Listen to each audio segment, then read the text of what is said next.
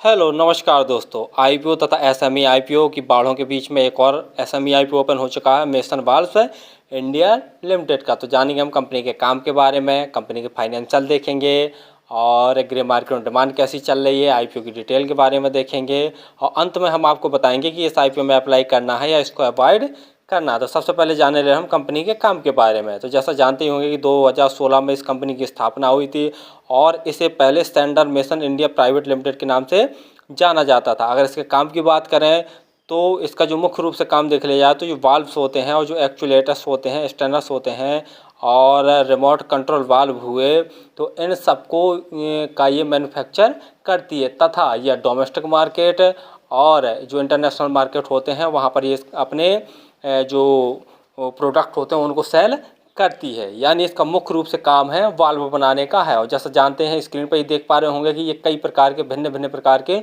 वाल्वों का निर्माण करती है। और कहीं भी पानी संबंधी कार्य हुआ या गैस संबंधी कार्य हुआ या और पेट्रोल डीजल संबंधी कार्य हुआ, अर्थात इनसे संबंधित पाइपलाइंस हुई या कुछ और भी हुआ, टैंकर हुआ, तो आप जानते ही हैं कि वाल्व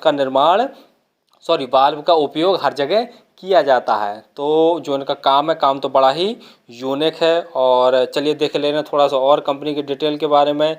जैसा जानते होंगे कि जो कंपनी की मैन्युफैक्चरिंग यूनिट है वह पुणे महाराष्ट्र में स्थित है और यह जैसा हमने बता ही दिया है कि इंडिया में तो अपने माल को सप्लाई करती है। इंडिया के अलावा यह डेनमार्क, जर्मनी, पोलैंड, दक्षिण कोरिया, नीदरलैंड, स्वीडन, तुर्की, संयुक्त अरब अमीरात जैसे देशों में भी ये अपने जो प्रोडक्ट होते हैं उनको एक्सपोर्ट करती है। और अगर अपने देश में देख लिया जाए तो गोवा, गुजरात, महाराष्ट्र, कर्नाटक जैसे राज्यों में यह अपने जो प्रोडक्ट होते हैं उनको सेल करती है। यानी काम देख लिया जाए तो काम तो इसका बहुत ही बम्पर और हमेशा चलते रहने वाला काम है, क्योंकि जब भी ये पाइपलाइन वगैरह होंगी, पानी की पाइपलाइन हुआ, डीजल पेट्रोल संबंधी पाइपलाइन हुआ और ये जैसा जानते हैं कि गैस संबंधी पाइपलाइन हुआ, तो वाल्व का उपयोग जानते ही हैं कि कितना इम्पोर्टेंट है। तो जो इसका काम तो जैसा बता ही दिया कि बड़ा यूनिक है। चलिए अब देख ले रहे हैं हम कंपनी की आईपीओ के डिटेल के बारे में।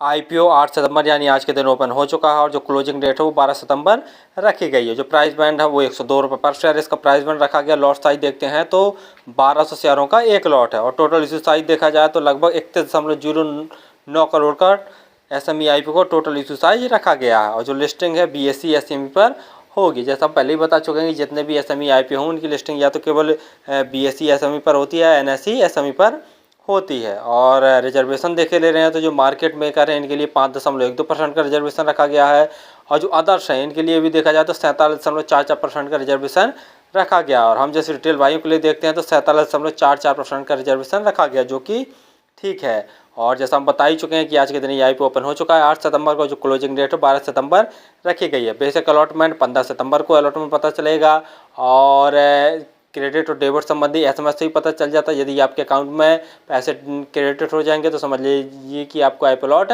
नहीं हो। यदि आपके अकाउंट से पैसे डेबिट हो जाएंगे तो कट जाएंगे तो समझ लीजिए कि आपको आईपीओ अलॉट हो गया। और यदि आपको आईपीओ अलॉट नहीं होता है तो 18 सितंबर तक आपके पैसे वापस आ जाएंगे। और लिस्टिंग डेट है वो 21 सितंबर रखी गई है। और जैसा रिटेल, आपको अगर रिटेल कैटेगरी में एक लॉट अप्लाई करना है तो लगभग आपको 1,22,400 रुपये खर्च करना पड़ेंगे। और रिटेल कैटेगरी में मैक्सिमम एक ही लॉट आप अप्लाई कर सकते हो। और एचएनआई कैटेगरी से अगर आप अप्लाई करना चाहते हैं तो 2 लॉट अप्लाई कर सकते हो। उसके लिए लगभग आपको 2,44,800 रुपये खर्च करने पड़ेंगे।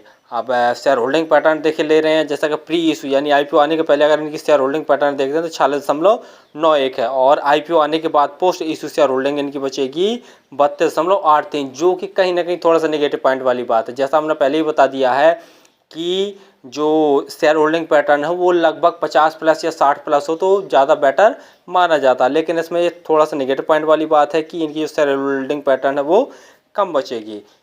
और पी देख ले रहे तो 15.47 इनका पी है। ईपीएस 6.59। पी देखा जाए तो ठीक ठाक है। चलिए फाइनेंशियल देख ले रहे हैं, लेकिन फाइनेंशियल देखने से पहले आप हमारे चैनल को सब्सक्राइब कर लें ताकि आपको समय समय पर शेयर मार्केट संबंधी जानकारी, आईपीओ संबंधी जानकारी तथा एसएमई आईपीओ संबंधी जानकारी मिलती रहे। तो फाइनेंशियल में जैसा देख रहे हैं कि कंपनी के जो टोटल एसेट्स है साल से साल लगातार बढ़ रहे हैं। अगर रेवेन्यू की बात करते हैं तो मार्च 2021 में कंपनी का रेवेन्यू 1542 लाख का था। मार्च 2022 में बढ़कर गिरावट देखने को मिली है। 1431 करोड़ का टोटल रेवेन्यू बचा। मार्च 2023 में देखते हैं तो फिर से भयंकर, लगभग देखा जाए तो जस्ट 2 गुना से ज़्यादा इनके रेवेन्यू में ग्रोथ देखने को मिला, यानी 3719 लाख का टोटल रेवेन्यू हो गया। यानी रेवेन्यू में तो 2023 में बम्पर ग्रोथ देखने को मिला। प्रॉफिट आफ्टर टैक्स की बात किए ले रहे हैं तो मार्च 2021 में कंपनी को लगभग 11.8 लाख का प्रॉफिट हुआ था। मार्च 2022 में देखा जाए तो रेवेन्यू में तो गिरावट देखने को मिली, लेकिन profit after tax bumper growth देखने को मिला। जैसा देख रहे हैं 212 लाख का कंपनी को नेट प्रॉफिट हुआ था। और मार्च 2023 में देखते हैं तो 2023 में भी जस्ट डबल 2022 का देखते हैं तो लगभग प्रॉफिट हुआ, लगभग 452 लाख का कंपनी को नेट प्रॉफिट हुआ। यानी ग्रोथ है, कंपनी के रेवेन्यू भी बम्पर ग्रोथ देखने को मिल रही है और प्रॉफिट आफ्टर टैक्स में भी बम्पर ग्रोथ देखने को मिल रही है। नेटवर्थ भी जैसा देख रहे हैं कि साल दर साल बम्पर नेटवर्थ में भी ग्रोथ देखने को मिल रहा है। और रिजर्व देखे ले रहे हैं तो कंपनी के पास मार्च 2021 में कंपनी के पास लगभग 48 लाख का रिजर्व था, जो कि बढ़कर मार्च 2023 में 1157 लाख का कंपनी के पास टोटल रिजर्व हो गया, जो कि कंपनी की ग्रोथ के लिए बहुत पॉजिटिव पॉइंट वाली बात है। टोटल बोरिंग की बात करते हैं तो मार्च 2021 में कंपनी के पास 918 लाख का टोटल बोरिंग था। मार्च 2023 में बढ़कर 1124 लाख का टोटल बोरिंग हो गया है। यानी जब भी चाहेगी ये कंपनी अपने रिजर्व से अपने बोरिंग को चुटकियों में चुका सकती है। यानी देख लिया जाए तो डेब्ट फ्री कंपनी इसे माना जाए, यानी कंपनी के फाइनेंशियल बहुत दमदार है। ग्रे मार्केट में डिमांड देखे ले रहे हैं तो 90 रुपये पर शेयर इसकी ग्रे मार्केट में डिमांड चल रही है। और देखा जाए तो 1200 शेयरों का एक लॉट है तो 90 गुणा 1200 करके देखते हैं तो लगभग 1,08,000 जैसा प्रॉफिट आज की डेट में दिखा रहा है। यानी जो कि लगभग देख लिया जाए तो 88-89% जैसा प्रॉफिट आज के दिन निकल के आ रहा है। यानी ग्रे मार्केट में बहुत बम्पर डिमांड चल रही है। फाइनली हमने देखा कि जो कंपनी का काम है वो तो बहुत बढ़िया और हमेशा चलते रहने वाला काम है। जैसा जानते ही हैं कि बाल्ब्स ये कंपनी बनाती है, और जो कि जानते ही हैं कि कोई भी पानी का काम हो या गैस का काम हो या ऑयल का काम हो तो जानते ही हैं कि इन बाल्बों की ज़रूरत हमेशा पड़ती है और हमेशा पड़ती रहने वाली है। यानी इसका काम तो देखा जाए तो यूनिक है तथा हमेशा चलते रहने वाला काम है। और जैसा जानते ही हैं कि घरेलू बाज़ार के साथ साथ में अंतर्राष्ट्रीय बाज़ार में भी ये अपने जो सामान है उसको निर्यात करती है, यानी एक्सपोर्ट करती है।